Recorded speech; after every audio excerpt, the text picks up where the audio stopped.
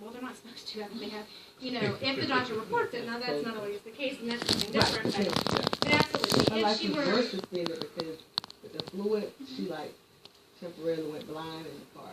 Yeah, I can see two different outcomes. One, they give her a short diary for a year, and they reevaluate. Or, because of the surgery, the duration was mine. I can see it going either way. It depends on the doctor and the medical evidence, honestly. Okay, thank you. So, she brought out a good question. So I work for a clinic that has young adults that are 16 to 26. They all have medical chronic diseases. So I work on the back end, kind of assisting them with transitioning. And so we run into SSI, all this good stuff, problems all the time. So especially we have like our patients that have sickle cell or even cancer patients. Like we just had a guy that came in yesterday. He's 20. He is scared to death that he's going to, you know, once he gets his report out, he's going to lose all of his benefits. And so he, you know, his grandmother, they're trying to figure out what to do. And it's just situations like that. So he receives benefits. He was awarded benefits. He was awarded benefits. He's getting it now. So one thing I was going to go over is diaries, and I'll go ahead and hit that because I don't know if they just revised these slides, so I haven't memorized these ones yet. Medical diaries are set at 1 year, 3, 5, or 7. Okay, now 5 ones are a little more rare. A 5-year diary is coming from a judge because they cannot deem a permanent impairment. However, they don't want to revisit the person in 3 years, so they set a 5-year diary. Now, just because we have a medical diary does not mean that we're going to review you. Okay? The payment centers, we have 7 of them in the United States. They send out a questionnaire. So as long as we have the most up-to-date address on the individual, they're going to get a questionnaire. And the questions are, have you been able to return to work? Has a doctor said that you're able to work? And have you had improvement in your medical condition? Okay? Now, certain diagnosis codes are going to be given a permanent diary. And we're not going to review them because it's a lifelong. It's not going to get better. We test them at a certain age. As long as we have that testing in file, the impairment's not going to get better. Okay? So those ones usually are deferred unless the person works.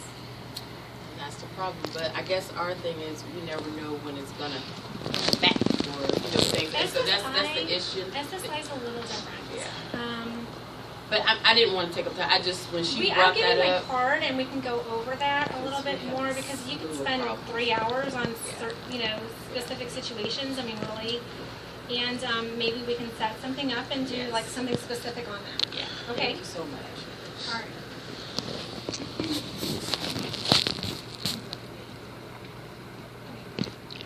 So certain members of your family may be eligible for Social Security benefits. Okay. So let's say that the husband is receiving disability, okay? The wife turns 62 years old. That wife has taken care of her husband their whole entire married life. That spouse may not be insured on her own record. She's eligible on her husband's, okay? So that's called a spouse's benefit. Let's say you have an unmarried child, and that is a key word. You cannot be married to get a disabled adult child benefit. As soon as you do get married, that benefit stops. Let's say that child is under the age of 18. That child is automatically entitled to a Social Security benefit until they're 18 or they graduate from high school. Let's say the child's over the age of 18, but they have a severe disability, a lifelong disability. That child can apply for disabled adult child benefits underneath that father. If awarded, that child will receive, and then they'll be reviewed like anybody else's 3, 5, 7 years. Okay? Divorced spouses are also entitled if they are unmarried at the time, and there's a lot of words in that one. If you're divorced and you want to draw on your spouse, contact Social Security because there's so many ins and outs with divorced spouses. But if you were ever married for 10 years or your spouse passed away while you were married, call Social Security. If you currently receive benefits, contact Social Security because we need to look to see if we can get you more money. If you are getting close to age 62 and you kind of want to make a decision, contact us, and if you're 66, make them review the record, okay? Because you could be losing out on benefits. Now, claims reps are supposed to look for that. I know that they do for the most part, but sometimes if you don't disclose it, maybe it was a bad marriage, but it lasted 10 years. The person's never going to know that you're on the record. We can't disclose that. That's personal information. We would never disclose that.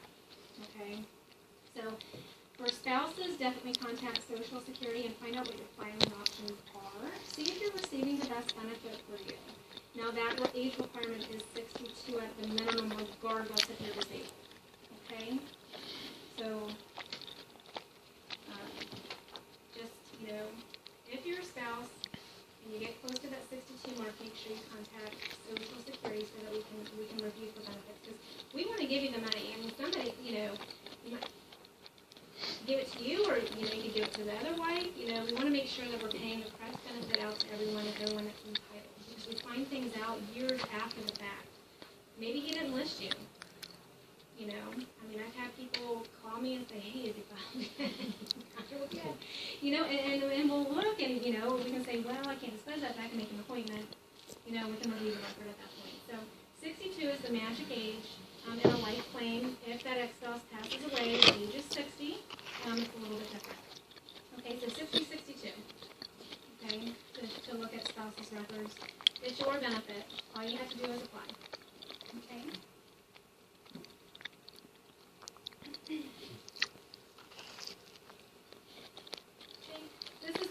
Oh, I'm sorry. Does everyone know how to contact Social Security? Does everyone know how to get a hold of Social Security? No. No? My mom used to do stuff at Secretary. Okay. Well, I don't know if it's in or on. I'm gonna borrow your thing real quick. I don't think it is.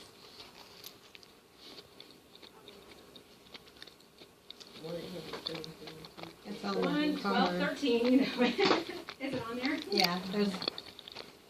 Okay. Okay, awesome.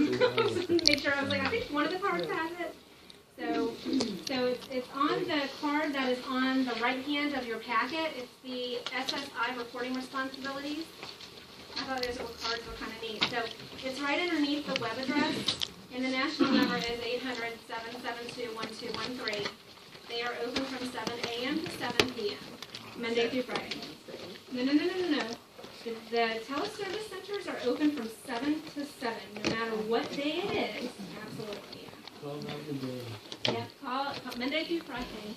They probably won't pick up the phone on Saturday and Sunday, although most of them are working.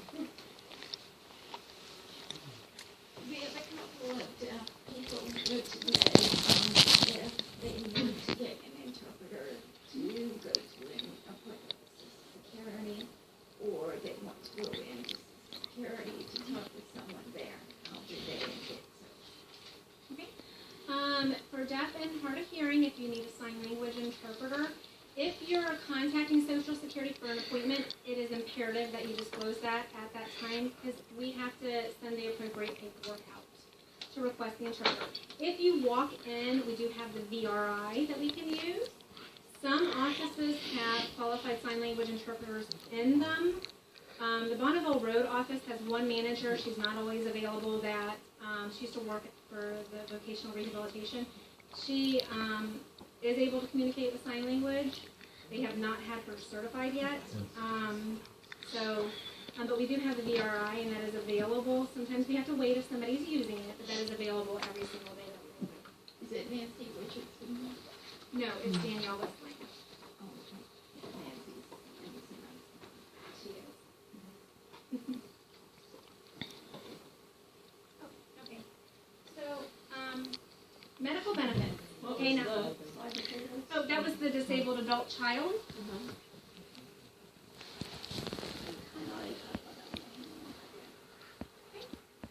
It states that benefits can be paid on the record of a disabled, retired, or deceased parent to an unmarried child of any age if the child becomes disabled before the age of 22. 18 and 22. For disabled adult children.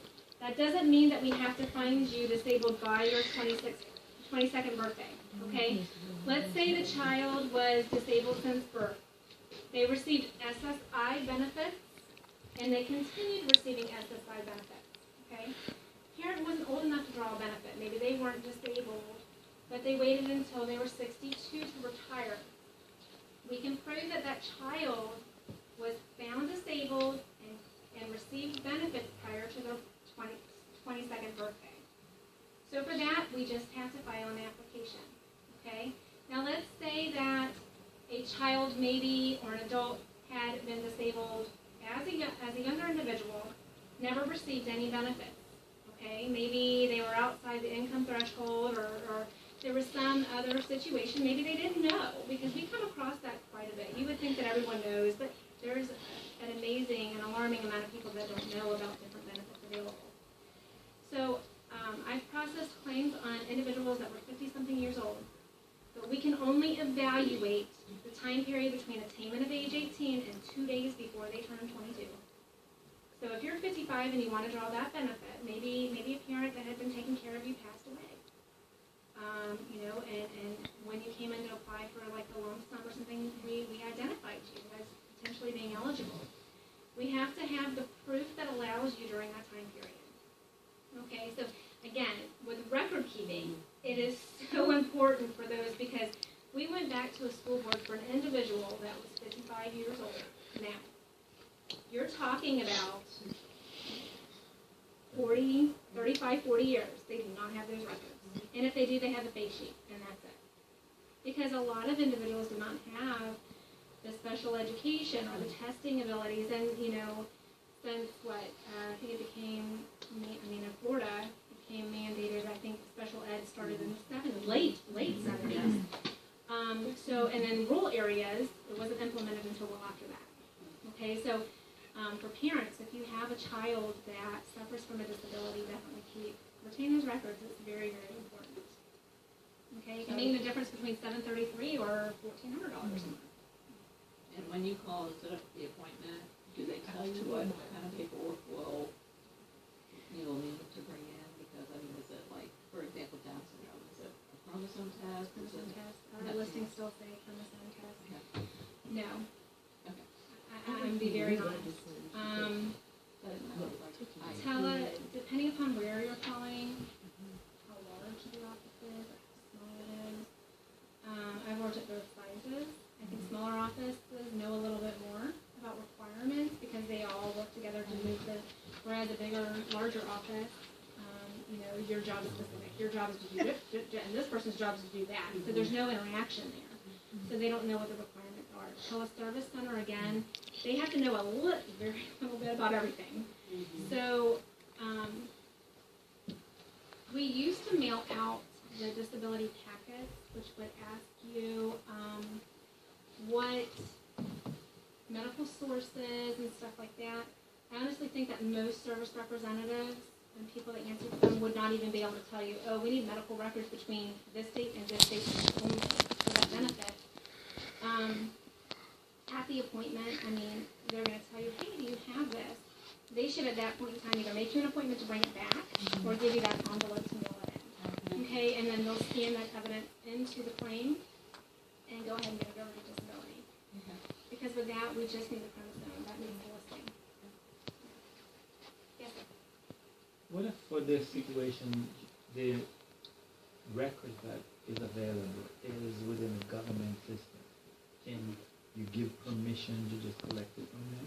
Absolutely, we can. That's what you're going to sign the medical release form for. Okay, now depending upon the system, depends upon how long it takes us to get it. VA, they're amazing. Okay, so there we go. Military, VA. Okay, VA is amazing. They're electronic. They have been for quite a few years. We electronically request the records, and within 2 days we have them. Amazing program. They work very, very well with us. Some of the different agencies, like if it was like a federal workers' comp or something like that, very sluggish, multiple requests in order to get those records in. The VA, if it's military, they're really quick. Yeah, it is amazing. 2 days, who would have ever thought when I first became a claims rep, we would beg for stuff at 45 days. So most hospitals even, we have good relationships with them, most of them in Jacksonville, and like Shands and Baptist, they're electronic for the most part, minus some of their clinical records, and within a couple of days we can get those records. So definitely has expedited. How long does the medical review take? For an initial claim, Yes, ma'am. well, we actually went over our service indicators today. 113 days was our, we just got those numbers, and that was for January. We lag a month. We can't count a month until, so 113 days. Now, in Florida, they are taking the single decision maker away. So, every case has to go to a doctor, which is going to prolong, it's gonna extend that. I can see it easily 15 days. So if it's an additional review, it may take longer. The reason I ask is my daughter turned 18 last year, and she'd been in SSI since she was a child, and they said they needed to do a medical review. Now she's asking to be her own representative payee, and it's been almost a year, and they still haven't completed the medical review. Well, that's a continuing disability review. I had touch base on the, once we find you disabled, we're going to review every 1, 3, 5, or 7 years. So every SSI recipient that is receiving as a child has to be reviewed using the adult rules at age 18. So those reviews, we are funded for the load that they want to give us. I think this year we're doing like $850,000.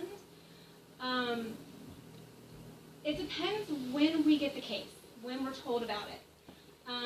We have 2 different fiscal years that we deal with. The State Department, which is your disability determination, they run from July 1 to June 30. We run from October 1 to September 30th. So starting in June, we won't be able to send anything over to them because they haven't received how many they have to do, like how many reviews they have to complete, and the numbers are different. So if she hit around the summertime, more than likely she was held until we got our new allotment, and it should be, they should recontact her to update any medical sources and then send it to disability, especially if the medical release form is older than 30 days. Hers was last March. Okay, so she may have gotten into that. We were restricted on how many we could send. Someone up there tells us, higher up than us, tells us how many we can do and how often we have to do them. So she probably got in that cycle where we weren't allowed to send them at that point in time because they had met their budget, unfortunately. So hopefully soon. Any other questions? Oh, I'm sorry, go ahead. So in that case, do you resubmit? If you're waiting and you were placed within that group and you never got reviewed, do you resubmit? If you're still receiving a check, Okay. you wait for us. Absolutely not. Because what happens is then you get in that little vicious circle. Well, I know I sent it in, but I didn't hear back, and it's because we can't send anything over to them for review. So as long as you're still in payment status, that means that you have done every single thing we've asked you to do. You've reported timely. We have your paperwork. We're just now waiting. We're just waiting for them to say, okay, go ahead and send it. Okay, so if you're in pay, no. If we recontact you, it may just be to update the information and get a new signature on the medical release. Okay? Any other questions about that?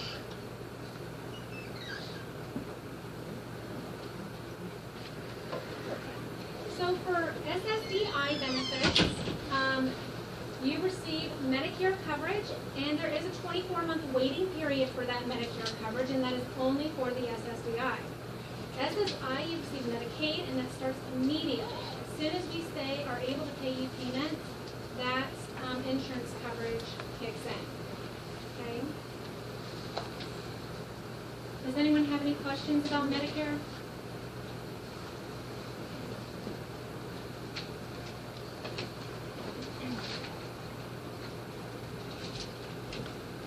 Okay. So for SSI, who can get SSI? SSI is first we have to make sure that you're within the income and resource threshold, okay? And this is where I think the programs get a little bit confused. I think a lot of people have, it's not clear. The notices are very confusing because I've worked with a program for 17 years and they still confuse me. So, because they're like 20 pages long, so you don't know what specifically pertains to you. Okay, so in order to get it, you have to be blind at any age. There's no age restriction. If we consider you staff blind, you can be eligible, okay? Or disabled, and that's at any age, okay? SSI can be paid to children with a disability. SSDI is based on work. Kids can't get that benefit unless a parent's entitled, okay? So there's the difference. If you have a child who has a disability, we would apply for SSI for that individual, okay? Now, individuals that are over the age of 65, they do not have to be blind and they do not have to be disabled. It's called an aged benefits, okay? Let's say that they worked and they're receiving $400 a month in retirement benefits, okay? And that's their only income. At 65, we can take an aged application and bump their benefit up to $733, okay? That's significant. Not only is it health insurance, additional, free of cost, it's also more money, okay? So those are the different programs underneath the SSI program. Does anybody have any questions about that? So the disabled, at any age, you still have to meet the income threshold? Yes, so even if we find you disabled, and we get that a lot, someone applies for SSI, they're found disabled.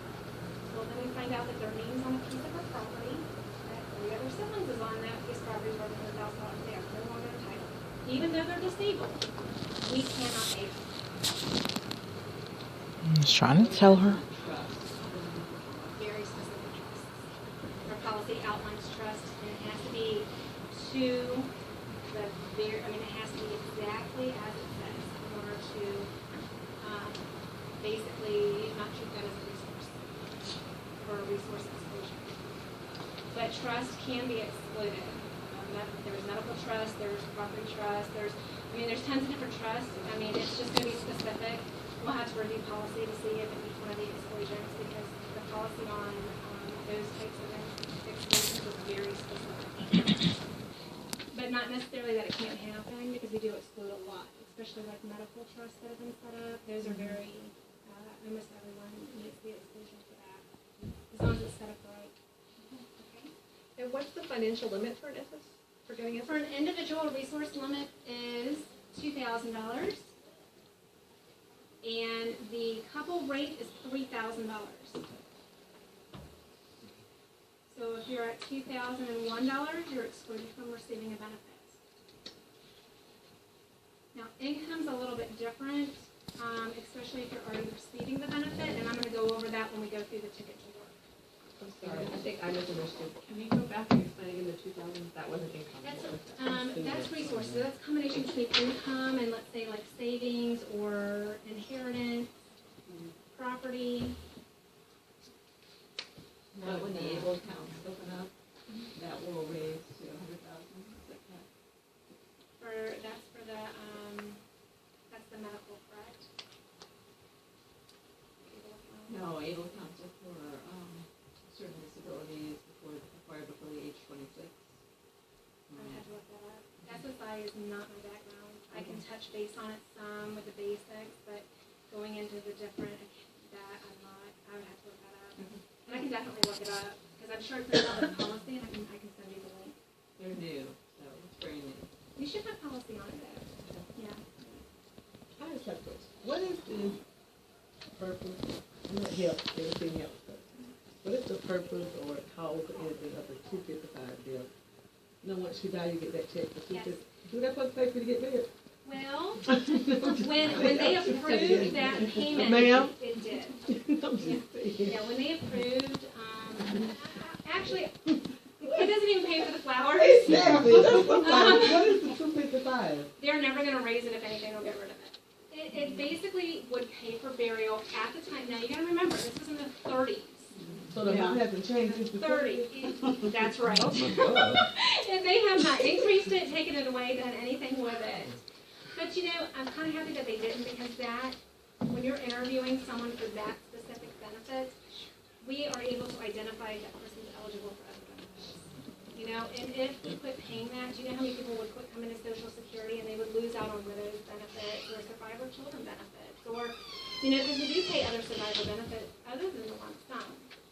So with that benefit, even though it's, you know, it doesn't pay for anything really,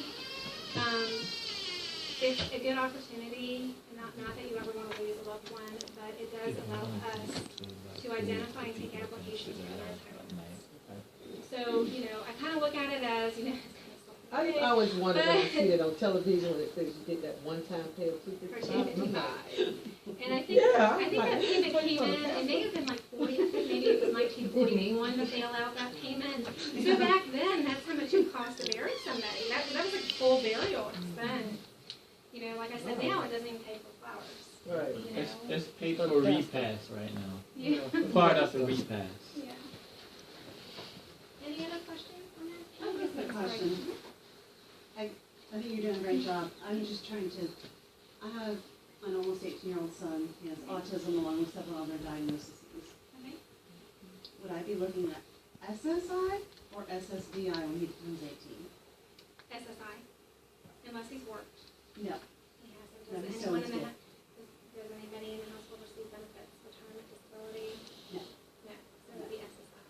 It is SSI. Yes, and Okay. because at age 18, for a disabled, I have kids to me at 18 still, Right. you know, we no longer look at your income. Okay.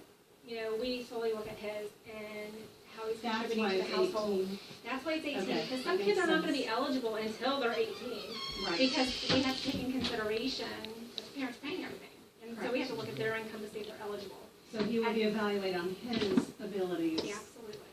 situations, Absolutely. excluding having a home to live in, that sort of thing, with the exception of what we were talking about earlier, which is certain number of dollars allowed in assets, resources. Yes, Okay, yes. that makes sense. Thank you. You're very welcome. Is Medicaid and Medicare automatically come with SSI, SSDI? SSI is automatic as soon as you enter into payment status. You get Medicaid. For SSDI, there's 24 months that you have to be in pay status before Medicare kicks in. What does that mean? That means that if we find you disabled January of 2016, that's your month of entitlement, you will not be eligible for medical coverage until January of 2018. Can they claim Medicaid in that time while they're waiting for the Yes, yes. And then you just go through the state of, well, whichever state you lived in, for us, Florida. You would go either apply online, or you would go down to the office and you would apply, and for whichever type of Medicaid you would apply for, depending upon your income. with my access? Yes. Absolutely. I have a question real quick.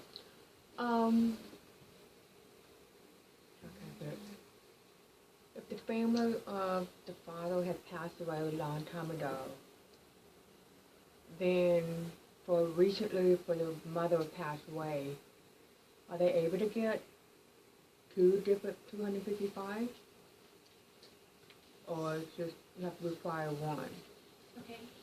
So, when the father passed away, the mother would have received the 255. Okay? So were there children under the age of 18 or disabled children? They are aged over 50. So They're all over the age of 50. Are any of them disabled on the all parents' the record? disabled. Are any of them drawing on the mother's record?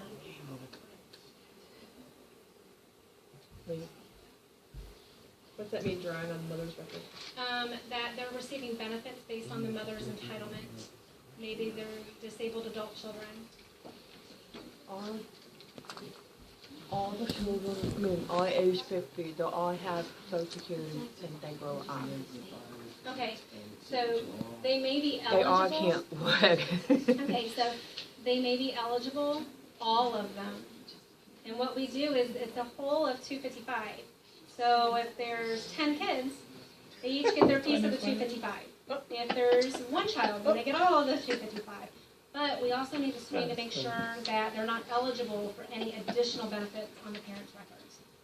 Both of them. Because it could increase their entitlement. So it's worth applying for the benefit.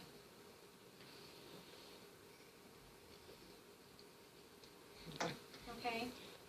Okay.